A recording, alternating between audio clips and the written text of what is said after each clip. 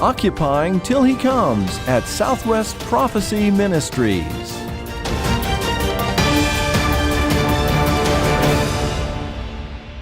Welcome, friends. This is Dane Rome, your announcer for today's Last Days Beacon program. Thanks for joining us. Just a reminder that these programs are supported by your gifts to this ministry.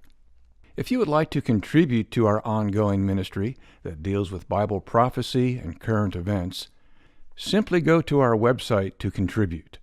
Our website address is www.swpm.us.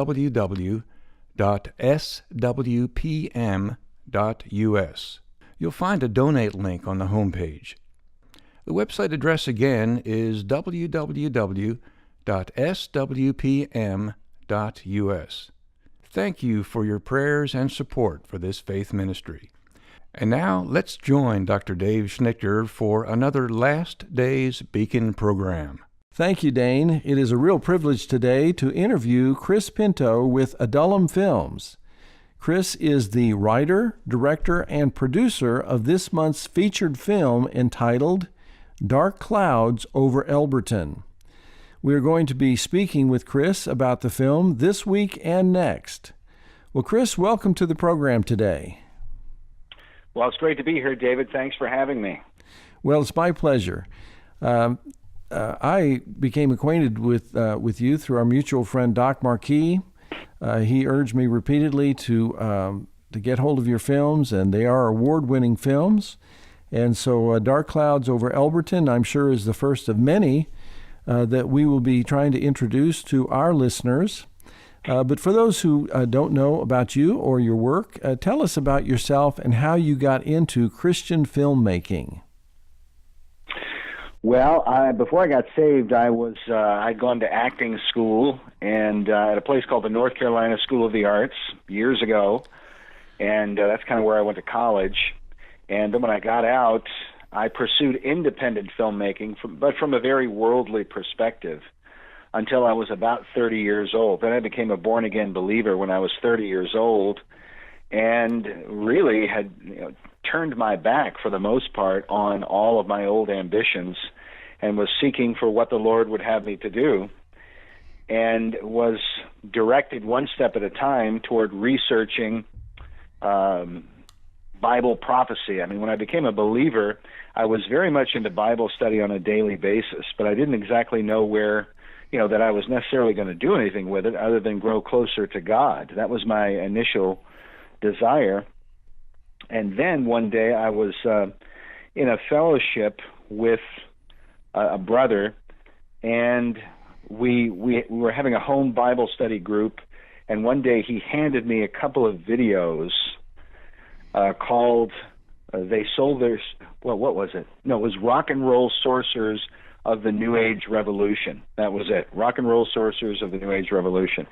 And I thought it looked like, one of these kind of kooky conspiracy type videos. And I was really not into that sort of thing at all. And so I just kind of, politely took it, and I said, okay, all right, thanks. And then I went home and didn't think much of it. And then I was getting ready to go to the gym. I'll never forget. I was living in Los Angeles at the time, and I was getting ready to go to the gym, and I decided to go and put on one of these videos and just watch a few minutes of it. That way I could tell my friend that, I had at least taken the time to view it. And I started watching the first 10 minutes or so, and I was drawn in almost immediately. Because the pastor, a guy named Pastor Joe Schimmel, who eventually became a dear friend of mine, was giving this presentation. It was very, very, basic, very raw, just Joe there in a church with these kind of a PowerPoint type presentation, but I think even before they developed PowerPoint. And he was talking about Bible prophecy and what's going on in the world, and talking about things like the New World Order and the New Age movement and globalism, and saying that this is a movement that is at work throughout the world, that it's foretold in the Bible, and he's quoting all of these different scriptures and prophecies and things like this, things that I was familiar with. I'd just never seen them placed in a modern context. in the context of what's going on in the world we live in. And so I'm watching this presentation, and then he says, he's going to focus on the music industry, and that's what his presentation was about. He focused on the music industry, but he said it's a movement that really affects politics, the media, Hollywood, so many different things that are going on, but he was going to zero in on the music industry, and that's what he did. It was a 4-hour presentation, so I had planned to sit there for 10 minutes, ended up sitting there for over 3 hours, and was really blown away by what he revealed, really about all of these occult groups that are at work promoting Satanism and or Luciferianism, which is essentially the same thing, just sort of a different approach to the same pagan satanic movement. And I was really, really stunned as a young believer. I'd only been a believer for a couple of years. So this kind of information I would ordinarily have stayed away from because I would have thought it was just too dark and disturbing. And at first was really not sure what to do with it. But I started sharing the video with friends and other believers and so on. Some of them responded to it in a very negative way. They would get up and leave the room. They would think, I don't want to know about this stuff. Even though they were believers, they didn't want to know what was going on in the music industry. Or if somebody that they were listening to or had listened to find out that musician was somehow or other involved in some occult practices, they didn't want to know about it. And we had a gathering at a friend's house, and we were going to show the video and then talk about it and everything. And I remember one of the guys got up and he was troubled by it, and he said he just had to leave. And I had a real struggle. I struggled for a time wondering whether or not exposing this kind of information was something that we should be doing as believers, as Christians. Right. In other words, it wasn't a feel-good type of content. No. Well, it wasn't at all feel-good kind of type of content. But what I stumbled upon, I was searching through the scriptures trying to get some guidance on this, and I really felt the Lord speaking to me through Ezekiel chapter 22, where God says in verse 26, he says, "Her priests have violated my law and have profaned my holy things. They have put no difference between the holy and the profane, neither have they showed difference between the unclean and the clean. And they have hid their eyes from my Sabbaths, and I am profaned among them." And I really felt the Lord was speaking to me through these scriptures that the problem, because really what Pastor Joe was exposing was the fact that the holy things of God were that there was this lack of separation, a lack of holiness among believers quite often. And believers, because Joe got into the whole New Age movement and ecumenism and the whole idea that all religions are one and the same and that they're all blended together and this kind of thing. And that was something that I had to struggle with because I could still not make sense of it. I had been going to a church that was given over to these ecumenical ideas. It was the first church that I had joined as a young believer. And I remember having all sorts of conflicts with the leaders of the church, with the pastor and the elders. Then I found out that a number of them were involved in Freemasonry. And that became a whole struggle. And I took a stand against Masonry at that church and got in trouble with a pastor. One of the deacons got very angry at me because he was a Freemason. And this whole, and they were promoting a very ecumenical, one world religious view. And I kept debating with them from the scriptures about how, God says in the Bible, you cannot eat from the table of the Lord and from the table of devils. You cannot drink from the cup of the Lord and the cup of devils. Paul says that the sacrifice which the Gentiles sacrifice, they sacrifice to demons and not to God. And that this was what God is saying to his people through Ezekiel in chapter 22, that this blending together of paganism and Christianity is not from God, is condemned by God, and we're called to be separate from it. So I became very convicted through that time, and that was kind of how I was introduced to information pertaining to prophecy and then history and current events. And then a short time later began taking the ideas that I was learning and developed them into my first film, which was called Megiddo, The March to Armageddon, Bible Prophecy and the New World Order. So you sensed God's call then to use your filmmaking background to produce really cutting-edge Christian films.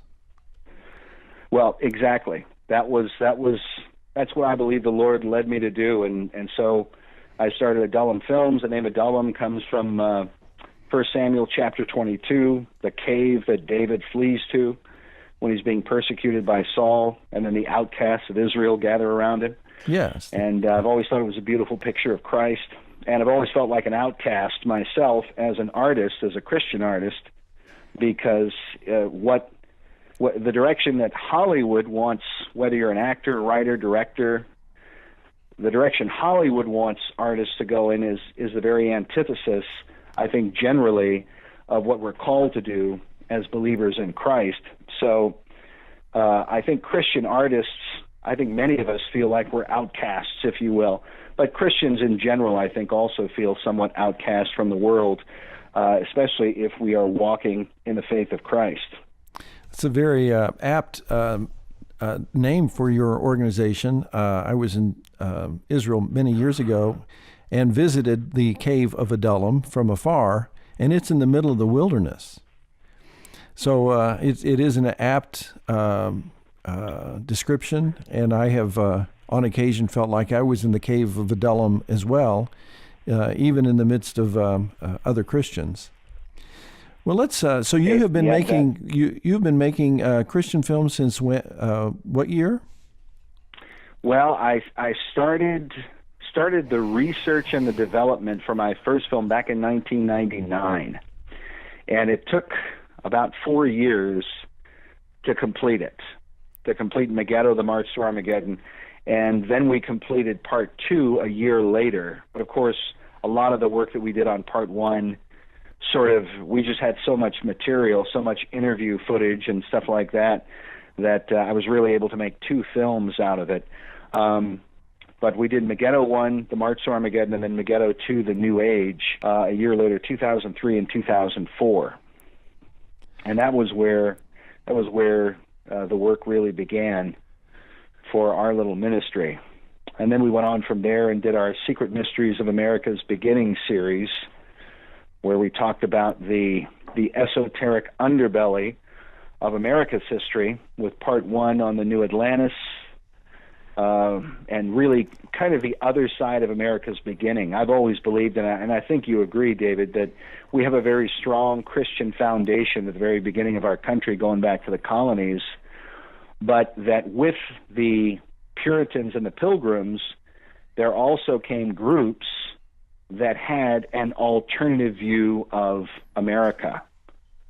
And this is one of the things that we talk about in that series, and we talk about Sir Francis Bacon and his view of America as the New Atlantis. And Bacon, of course, wrote the book, The New Atlantis, and in it he openly says that he believed America was Atlantis of old. I mean, in England, you had guys like Sir Francis Bacon and Dr. John Dee. Dr. John Dee, by the way, was a real historic figure. He was the role model for Gandalf in Tolkien's Lord of the Rings. Oh, interesting. He's also the role model for Albus Dumbledore in the Harry Potter books, and for Dr. Faustus in the book Dr. Faustus, the play, I think. Uh-huh. But Dr. John Dee was an astronomer, mathematician, and he was a wizard. He conjured spirits and all this other kind of stuff, and practiced magic and witchcraft and so on. And so Dee and Bacon lived during the Elizabethan era, And when America was discovered, they believed, it is said, and not them only, but they believed that this was literally, physically, the location of lost Atlantis as it was written of in Plato's writings, in the Critias and so on, where he talks about the great deluge of all, the great flood that destroyed all things. And that prior to that flood, the greatest civilization in the pre-flood world, the antediluvian world, was Atlantis. So they had a totally different understanding and motivation than Columbus and the Puritans, for sure. Exactly. Yeah, the Puritans came.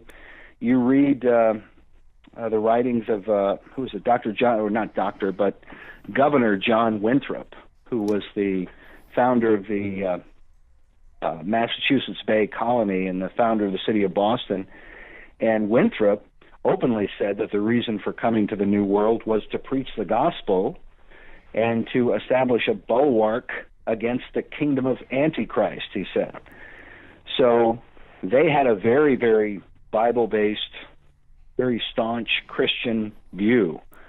And these other groups, the Freemasons and the Rosicrucians, they were always operating behind closed doors, in a very secretive way, because they had to be secretive, because society in general was very convicted by Reformed, Bible-based Christianity, generally. Right, absolutely. So they were the hidden hand, as they are often referred to. Exactly. Yeah. In fact, I've when people ask me about this, because people will say, whenever you talk about that information, the Masons and so on, they'll say, well, are you saying that America doesn't have a Christian foundation? And I'll always come back and say, no, that's not what I'm saying at all. In fact, the fact that these groups had to operate secretly is, in part, it's a testimony to the Christian foundation, because the reason they were hiding is because they knew the Christians would not approve of what they were doing. That's why they developed secret groups. Right. And they admit this. In our series, we went and interviewed men who were Masons, who were part of things like Manly P. Hall's Philosophical Research Society in Los Angeles, interviewed the head of that society, and they admit that the reason for the secrecy was because of the demeanor, the views of the Bible-based views of Christianity in society, and knew that they would not have anything to do with paganism. Well, it's interesting as we transition. We'll pick up next week and talk about the film on the Georgia Guidestones. But the very fact that we have Georgia Guidestones does indicate that what used to be esoteric is now quite out in the open. And I think the Georgia Guidestones is an example of how the covert has become overt in our day and undisguised. So we're gonna. I think this is probably a good time to close off for today. And next week we will focus on your excellent film, Dark Clouds Over Elberton, and inform our readers about the Georgia Guidestones. Perhaps some are unfamiliar with this granite testimony to the New Age movement that is standing as plain as day in a field outside of the little town of Elberton. And so we're going to pick up there next week, Chris. And for now, I'm going to ask Dane Rome, our announcer, to share how you can obtain a copy of this fascinating 2-hour DVD entitled Dark Clouds Over Elberton. Thank you, Dr. Schnitker. My friends, every month we select a featured product that we believe will help equip you as an end-time saint. This month's selection is a 2-hour film entitled Dark Clouds Over Elberton.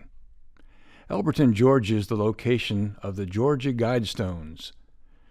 These granite pillars, completed in 1979, contain the 10 Commandments of the New World Order in 8 major languages. The mysterious benefactor who financed this project was known only as R.C. Christian. After decades of speculation, award-winning producer Chris Pinto conducted a 5-year investigation to solve this mystery.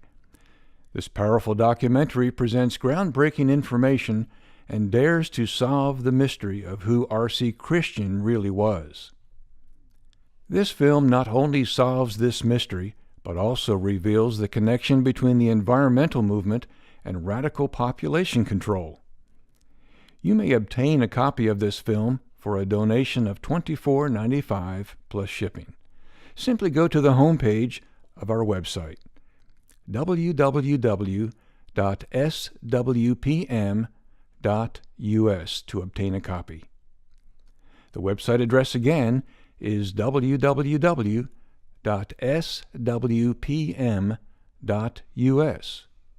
Please join us again next week for another Last Days Beacon program brought to you by Southwest Prophecy Ministries. Until then, this is Dane Rome, and thanks for listening.